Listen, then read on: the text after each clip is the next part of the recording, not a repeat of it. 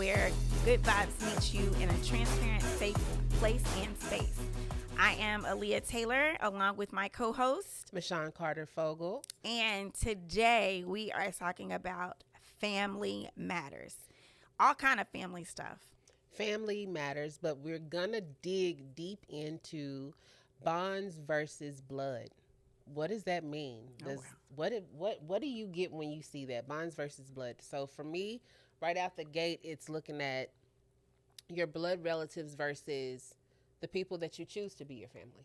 I know. You remember, it's always cliche when people say, "Well, blood is thicker than water," but I don't know about that. Like, honestly, there are some water experiences that I have that are a little bit thicker than blood for sure. Absolutely. That's how you end up having your friends that literally become your family. Oh, for sure. It's the people that you choose to be your family. So, with that being said, like, what makes that up? What makes you choose people to be your family opposed to the bonds that you have through blood?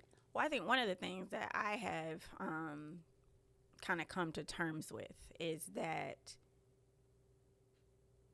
just because you are family does not give you like the entitlement just because you are family. And I think that family is a very sometimes it could be a loose word, again, just because of the connection of blood. Right. But for me, I think that family is very, it's sensitive. I think it comes with a lot of different characteristics, more so on, the friend side of it.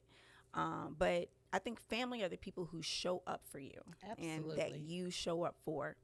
And there is not this sense of entitlement just because we are connected by blood. It's kind of crazy too, because just kind of like you were saying, some of your friends, they become family or framily or however you want to name it.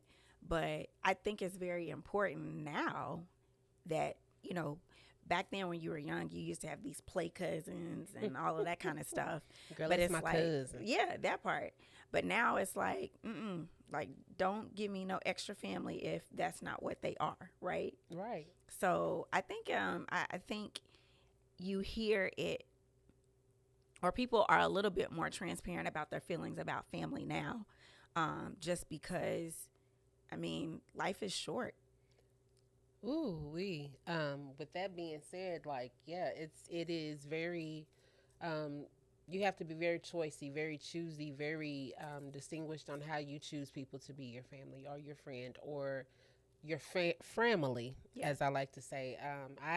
It took me a couple of years to be able to say, hey, girl, I love you like a play cousin and really mean it. Yeah. Or even be like, that's my little sister there. Like, I just had an eye-opening experience where someone that I work in my salon with, we've been in each other's lives in and out for the past 7 years. And I just now came to the realization, like, oh, she's like my little sister. Yeah. And even down to friends, I've always been kind of closed off with that because of experiences that I've had. But even letting those experiences go and letting that friends infiltrate your life or be a part of. I used to have a real problem with people calling my mama mama. And just today, I had a conversation. I was talking to my co-host, and just today walked into my mama's house, and she said, "Hey, mama." So with that being said, like, it's okay to have people, but what is it that makes you say, "Hey, girl, you my cousin, but I'm gonna need you to stay over there." Yeah. And I think it's because family, just like you said, they do have a certain type of entitlement.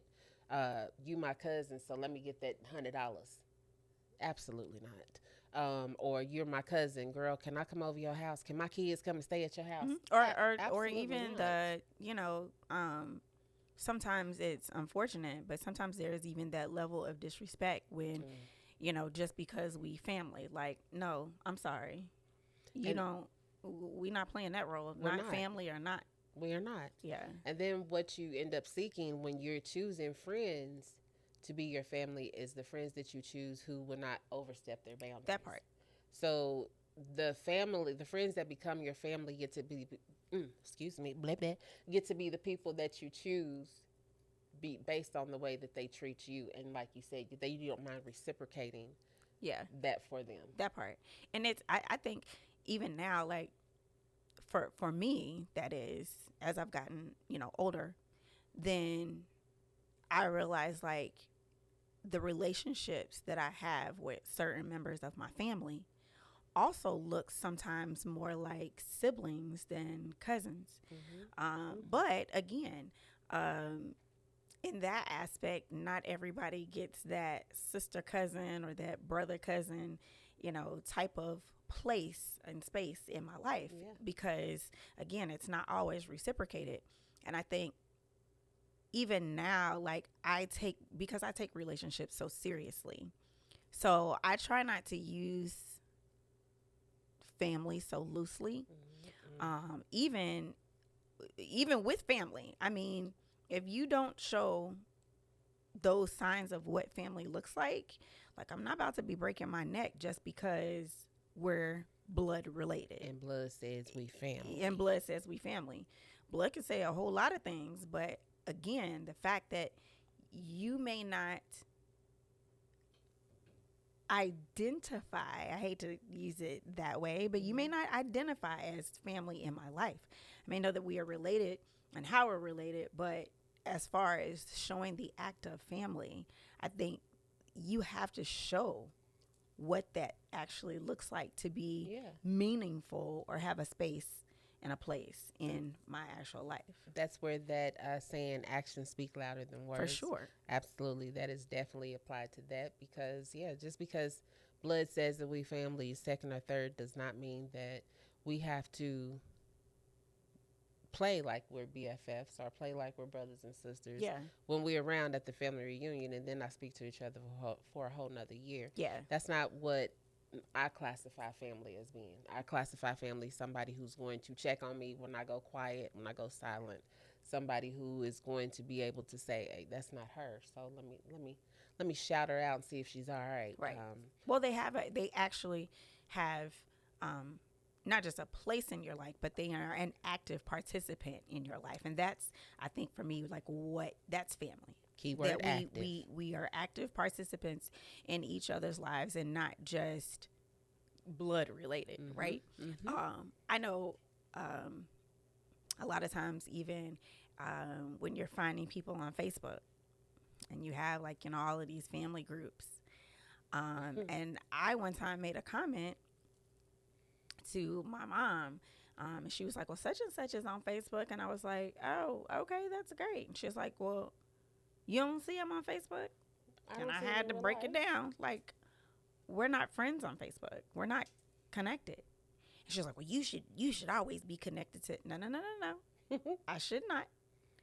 Just because we are related, that does not mean that there's no effort there. Like, I don't know anything about that person. Not because, and I hate to say not by choice, but it's just the way that the chips fall, right? Right. But there are certain other people that are not related to me, but they are family, that are active participants in my life, and I know everything about them. And again, that's a choice. So it is a choice. It is a choice for you to decide to sit down and learn things about people, retain that, because they have showed interest in you. So we want to keep that going. Something that you had said about being active participants. Yeah, we can't have a dormant friendship. We can't have one-sided friendships or even one-sided family relations, because it just makes for a bitter taste kind of in people's mouth. It's weird and awkward. Very much so. It's very weird and awkward. I mean, I have literally learned more about some of my family members by Facebook. Just again, the consistency of them posting things or what's going on. I do think even as far as when you reunite with family, whether it's a family reunion or something like that, like social media, Facebook specifically, has helped in those areas. Whereas you only had telephone, right, to be able to talk to folks, but now you have a part in their lives by the posts they make and pictures, and sometimes like that helps so that when you do get together, like you have conversation. But then there's also those people who, are not on social media, where you may have to put that extra effort into getting to know them, or then there's some folks who just they don't want to for whatever the reason is, but They just don't. yeah. They choose not to engage. And that brings me to another point. This is what I was thinking about too. What do we feel about forced friendships, or forced cousins happen to be, your mama and your daddy said, well, that's your cousin. Go over and go talk to him, go see him. Or your mom and daddy said this, this, and this. But have you ever noticed people putting friendships together, like groups of friends, because we ideally think that, oh, they may get along well? Well, I mean, look at us. Well, Because, I mean, let's take it all the way back. We knew each other, Yeah. right? And had mutual friends and family and all of those connections. And it wasn't necessarily like go over there and connect with them, but we were kind of, I don't want to say necessarily forced, but I think that we ended up sharing more spaces than we had I'll give you that. previously. Yeah. And then now it's turned into this, we're a family. Like, I can't, y'all. I cannot with her. I'm so flattered. I can't. But I mean, to the point where even like you were saying, like, Prissy is mama. That's how I address her. And then, like, you're connected now to several people in my family Yeah. that you had not been. So, like, now you're family. And that's just kind of how, I mean, we operate. On our side, we definitely take people in, but then there's some people that we not, because we just not. Because we're not. And it doesn't it's fit not, the mold. Yeah, and it's not forced. But to kind of go back to where you were going, like, I think it is interesting, especially like when you're younger and you show up at places and it's like, that's your cousin such and such, go over and play with her. Like, why? Why you got to do it for? Who said? Who told you to tell me to go over and play with her? Like, okay. Like, why? Why do you got to tell me to go play with my cousin? And I think for me, like, and this is the truth. When I was younger, like, I played Barbie dolls real hard. Did you? Listen, anywhere that I went, I would pack them joints up and go. What? I traveled, they traveled. So we would go to, like, a family reunion or something. And, of course, yes, indeed, I had my dolls with me. And it would always piss me off. Did you let people play with your dolls? Okay, so I'm going to get there. Because, it was like, go on over and play with such and such. I'm fine over here playing with my dolls. But then it became one of those things like, well, now I got to share them. Why? They're mine. They're mine. They should have theirs. Or put your dolls down and go play and go run and go do. That ain't what I wanted to do with them. That's why I brought my dolls. That ain't what I wanted to do with them. So it's like, I feel like, why y'all forcing it? Because we're related? I mean, and here we are now, right, as adults, and we show up. We go and hug and we do all of that. But there are still times where you find like you're still segregated. Awkward moments. Within a family reunion, you used to have segregation. Yes, you do. Yeah. It's like like you still have like, the cool kids club. Yeah. And then you have like them over there. Well, I'll say this. We had our family reunion about 2 years ago. And because there's different offspring of the family, they had us all wear different colored T-shirts. Uh-huh. So we were color-coded. And instead of the color-coded being like a merged rainbow, it was segregated. Everybody was literally segregated by the color and with their family only. So it didn't go the way it was supposed to. It didn't do what it was supposed to do. It was not the Rainbow Coalition. Wow. That's not how it I happened. bet that made it kind of awkward because... It definitely did, because I got to sit back and say, yeah, that didn't work. And then you wonder, like, why is that? Like, or even if you're at, I know sometimes, like, family functions where your family is as well, and then you still to kind of gravitate more to your family than you do your family. And that's awkward. But I know for me, I try to kind of integrate some of my family with my family. You do. I do, but not everybody, right? Because I try not to mix and match if I don't have to, but I feel like I know which dynamics. Who's a good fit? Who's a not. good, yeah, who's a good fit and who's not. So, that's because you pay attention to your family. well, everybody doesn't. No. Well, do you think that that's because people aren't necessarily connected to their family and that's why that doesn't happen? I definitely believe that. I do believe if there is a disconnect, people are completely confused on what a person likes. People let certain situations annoy them because they don't understand the person. I'm a firm believer in meeting a person exactly where they are. Sure. When you come into my life, either I choose to be around you or I choose not to. But if I choose to be around you, that means that I accept you on all levels, no matter who you are. You can walk in the door with me and holler Jerome's in the house. I'm still going to be your friend just because I decided to accept that. Yeah. I choose And that's to meet family you. included, right? Family included. Your family, like to accept your family, everybody's different. If we tried to mold people to be exactly what we need them to be, Oh, yeah. we would walk around with a bunch of repeat of us's, Yeah, or it would be so knockoff boring. us's. It would be extremely boring. Be so So boring. just letting people be who they are and choosing to accept them for that is, yeah, that's the easiest way for me to proceed on in life. It's stress free, and it's just I get to choose those personalities that's around me. So here's a good question for you. Yes. So, do you have that family member that if you were not family, you wouldn't be their friend?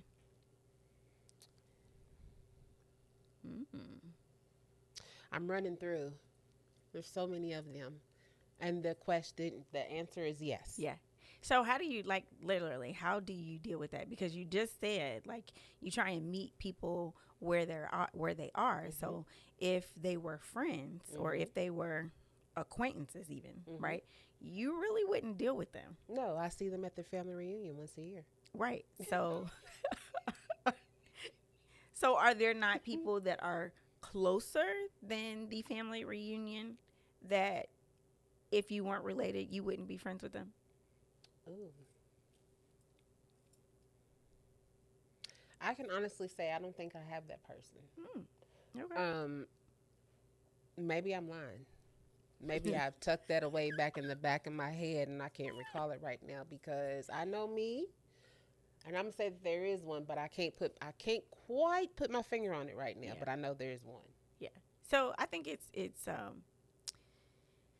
I mean, it may not be like at the top of your head right now, but I feel like that we have those family members where, whether it's, a personality or something about them and their makeup that you would be like, if we weren't related, I don't know that we would be friends.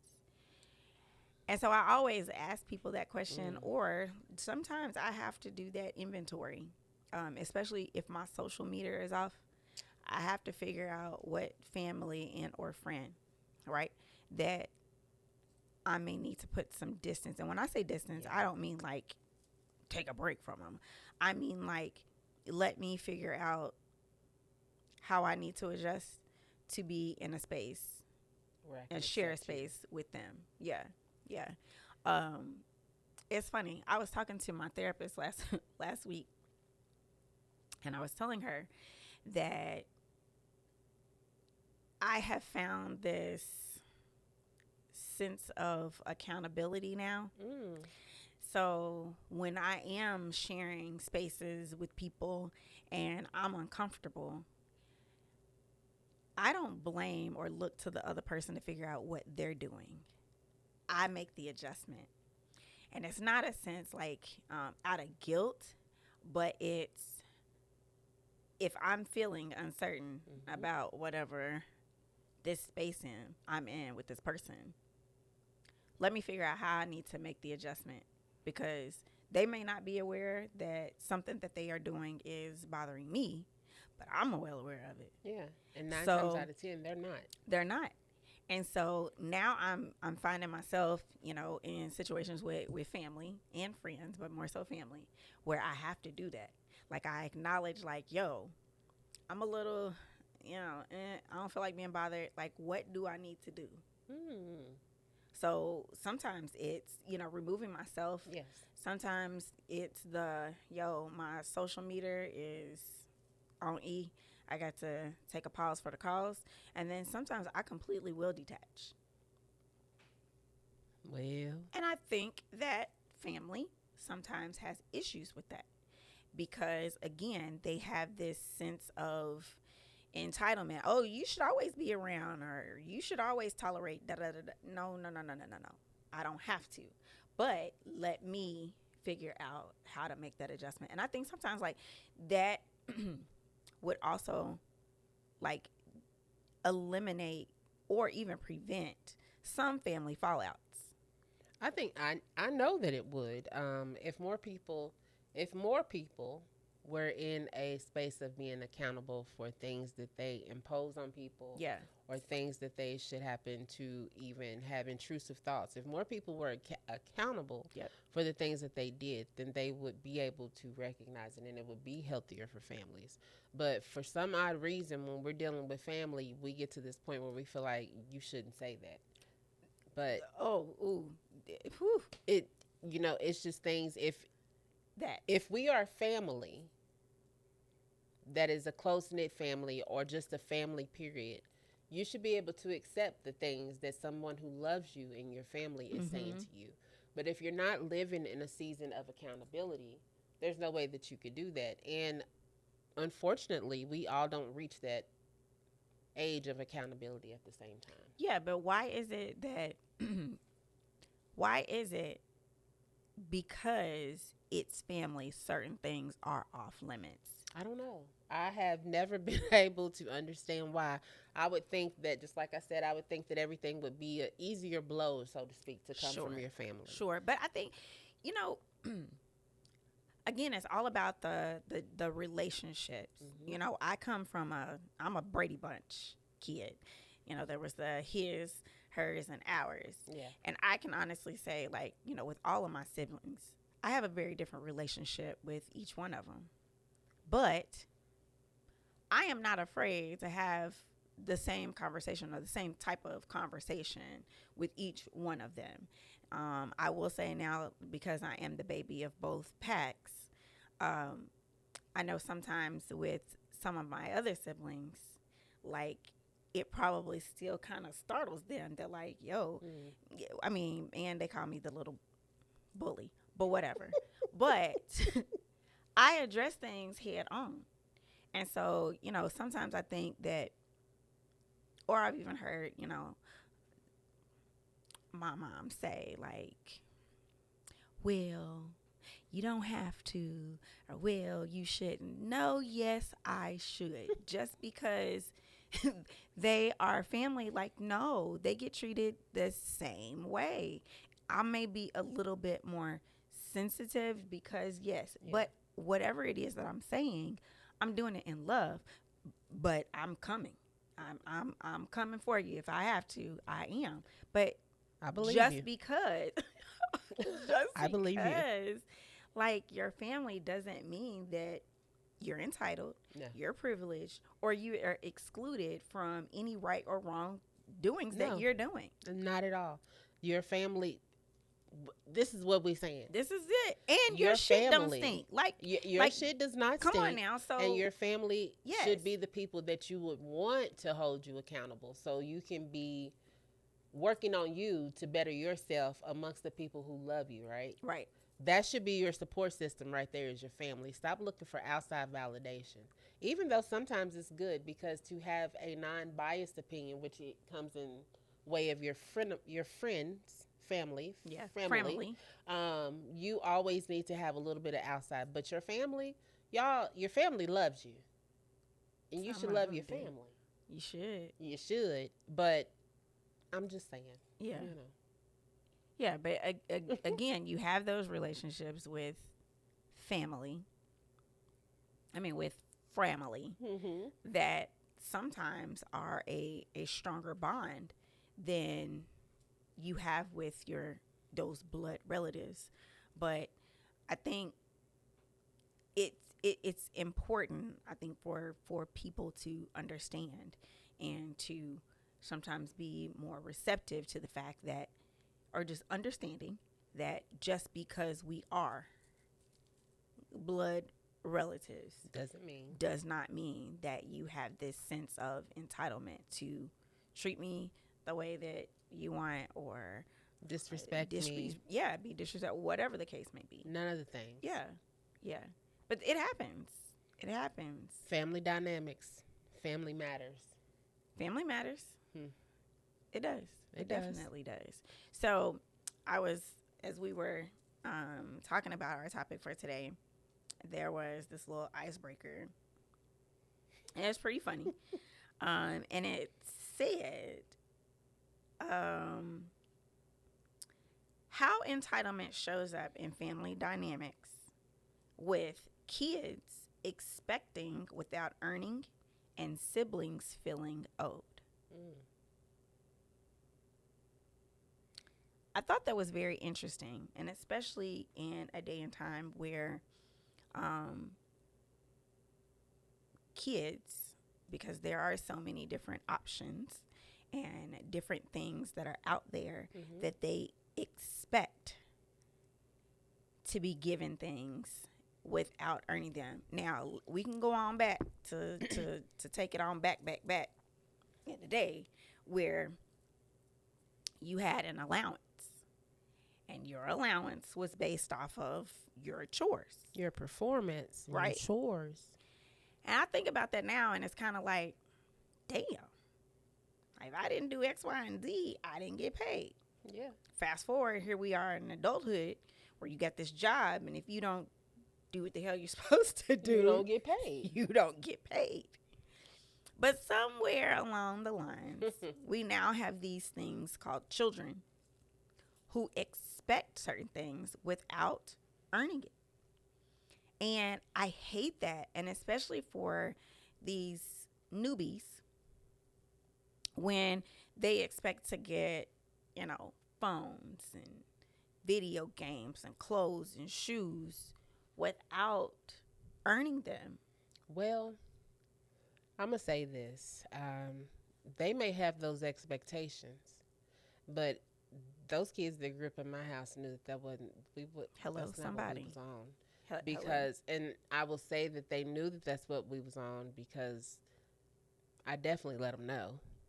But that's not the way that I was raised. I've had a job since I turned 16. 14. Literally, my daddy rolled me to North Park and said, the day after my 16th birthday, you need to go get a job. And I've had a job ever since. And it made me a very responsible person. So for us that grew up being responsible, yes, we pass that down to our kids like that. This ain't that. But to the ones who just expect, it's the parents who follow through and just give. Yeah. So it's all about what you're trying to raise, an independent person or a dependent person. Yeah. I have a hard time, understanding that part of those, I'm going to say, false expectations. Because there ain't no way in hell that you're going to expect me to, and I'm going to say reward you with these nice things or give you this money, and you ain't done shit. Not a thing. And not that it's one of those situations where you must, but you have to, because now it's that sense of responsibility and you taking ownership of whatever it is that you needed to do in order to be rewarded with this. And it's even like funny for me now, even with adult kids. And because, there was this sense of, how do I put this?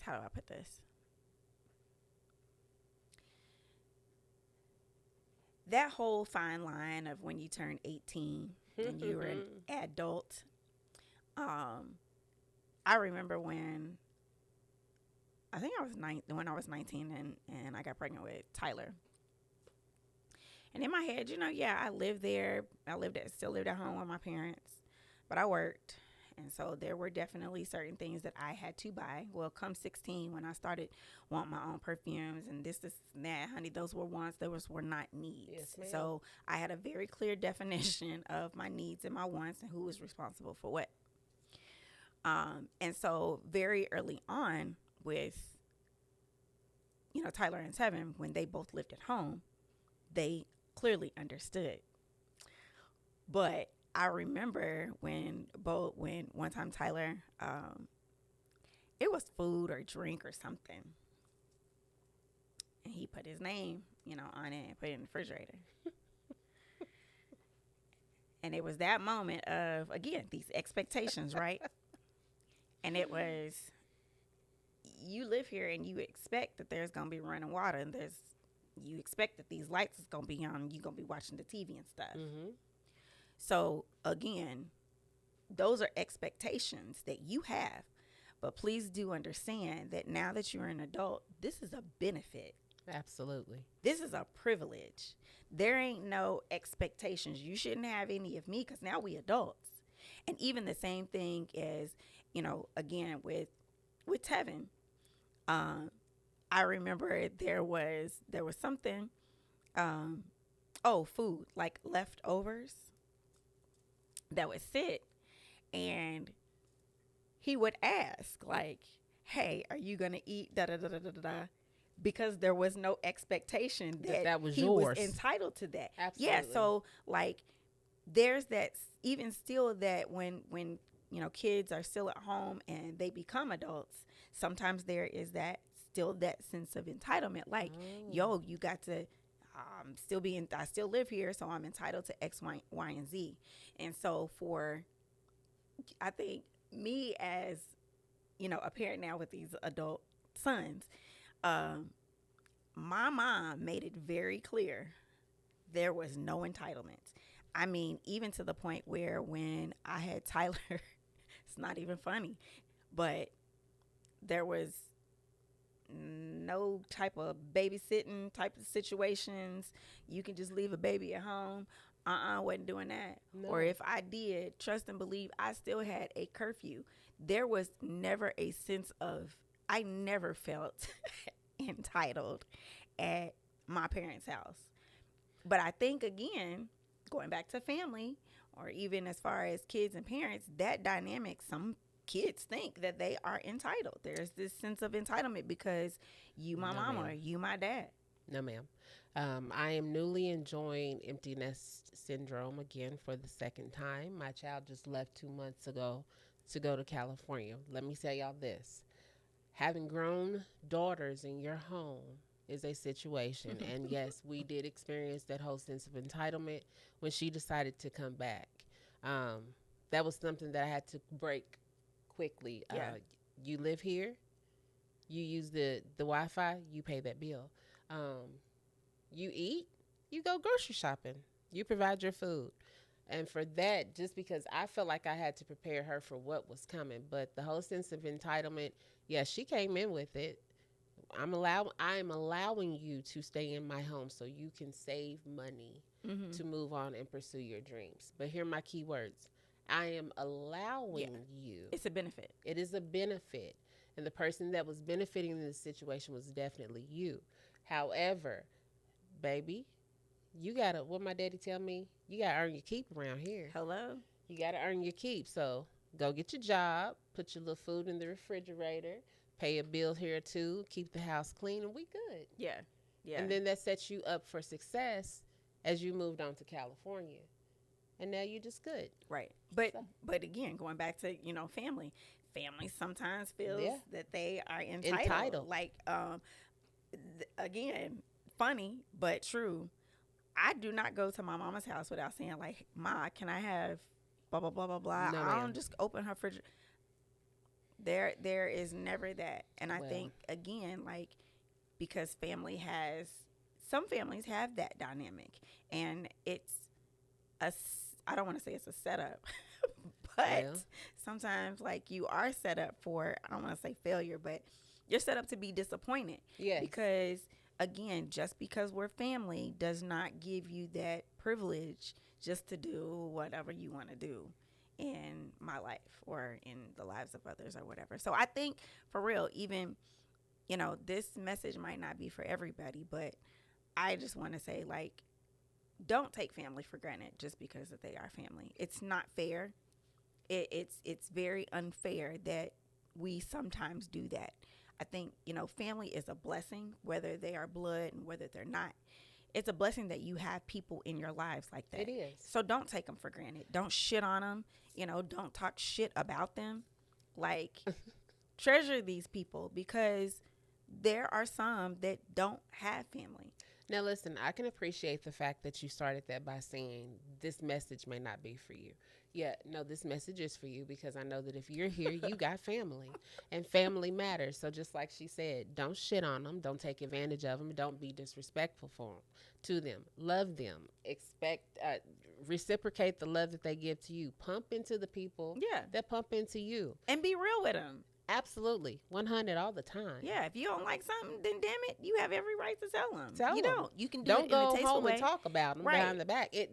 That is something that actually behooves me, for someone to speak about someone behind their back and not address it with them. If you love that person, address it with them, because going behind their back is not really saying I love you. Yeah. All right?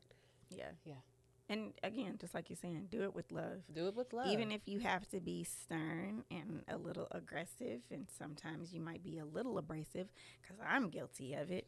Like I said, they call me the little bully. I'm the little sister. But trust and believe, nobody ever has to worry about how I feel, because I'm going to tell them with love. And sometimes, yeah, it is a little rough around the edges, but I'm being honest. But it's done in love. It's done in love, by all means. So family matters. All the time. Family matters. I hated that TV show. Blood versus bond. It's all the same. It matters. It does. I did hate that TV show. You too? Thank you. I remember the song. Do you? Yeah, I didn't like that song either. Dang. I didn't. Oh, okay. I didn't like the song either. But I do know it. Everywhere you look, everywhere you go. What's your heart? Like the hell. All right, guys. Well, Two Chicks, Two Mics. Family matters. Thanks for tuning in. Don't keep us a secret. We always want you guys to take the time to like, share, and do all the things. Do all the things on all the social media networks. We want your input. Email us, tell us, give us some fresh hot topics, whatever. But yeah, family matters. Family matters. So if you are a part of our family, and that means you're a part of the Chicks list. So you're not just followers and friends and all of that. If you definitely are connected with us, you're a part of the Chick list family. You're so our family. Again, like Mashawn said, follow us on all social media platforms. That's Facebook, that's Instagram, that's TikTok. And make sure that you are tuning into our YouTube channel. And also, every Tuesday, we have Two Chicks Tuesdays at 2 p.m. So please make sure that you tune in to YouTube for our Two Chicks Tuesdays at 2. Absolutely. All right, guys. We are signing off. See you soon. See ya.